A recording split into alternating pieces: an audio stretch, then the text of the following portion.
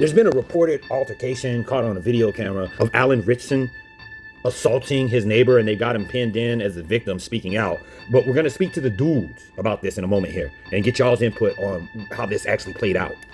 It started on Saturday morning and I'm an experienced motorcycle rider. We're going to let Guy finish his explanation or whatever. It's just that we wanted to point out in the scene that Alan appears to be in charge of two little boys. And the claim of him speeding, whoopty-whoop, or whatever going on for 2 days is what it is, a claim. I've been riding bikes all my life. I'd heard this incestuous revving and speeding through our neighborhood of the motorcycle.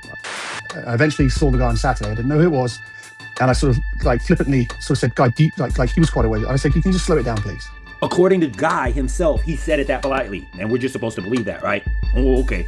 And then there are numerous people in my neighborhood who caught all of this on Ring doorbells of him speeding through the neighborhood. And on Sunday, when I was cleaning my bike outside my house, he rode past once, twice, and on the second time, I walked out in front of him and I said, you've got to stop. Someone's going to get hurt. For those that don't know, yours truly is a pacifist. However, this guy came up on us and challenging what we were doing in front of our sister's sons. Prior to becoming a pacifist, it would have been enough to enter into melee on the strength of him doing so alone. Because the proper way to handle this as a man, right, is like, hey, could I holler at you for a minute over here? And or whatever the Caucasoid version in English of that would sound like, to get him away from the boys he's in charge of. But when he goes on to say, and it escalated quite quickly from there. What did we just say? Challenging a dude can escalate. And we tell our friends, our loved ones, if you will, male and female, if you do not have a pair of testicles and can back them up, don't be talking to people like you got a pair of testicles. I did push him because he was coming towards me on his bike. Right there. Hold him up. He was coming towards you, so he pushed you. However, why was he coming towards you? That's the question we need everybody to ask. Why was Guy coming towards you? Because you were talking to him. You had interrupted him living his best life. And furthermore, when it comes to this claim that the neighbors have it on the ring camera that he'd been speeding, now, how do you know? Do you have a radar gun? Can you prove that he was speeding? Because as far as we are concerned, most every residential area, the speed limit is 20 miles per hour.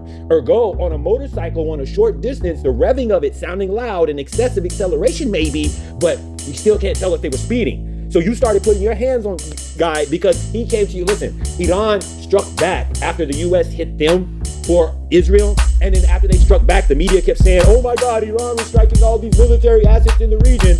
Well, no kidding. You knew they had the capabilities of doing so and still bombed them. And a shock, they're bombing back, playing victim. That's not how that works. See, also Pearl Harbor being attacked wasn't out of the blue because America had been aiding the Allied forces behind Hitler's back, and Japan was just reacting to that.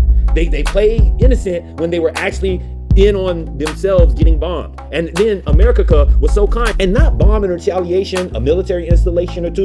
They hit cities with women, children, elderly, and dogs. They nuked dogs. Maybe that'll get people more up in arms about what happened in Japan. But nonetheless, don't come over here waxing victim when you instigate a scenario, especially with the dude, because this is how it is. And before anybody chimes in with, that's toxic masculinity, no.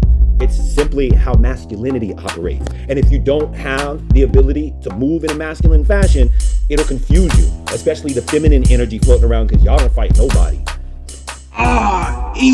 REX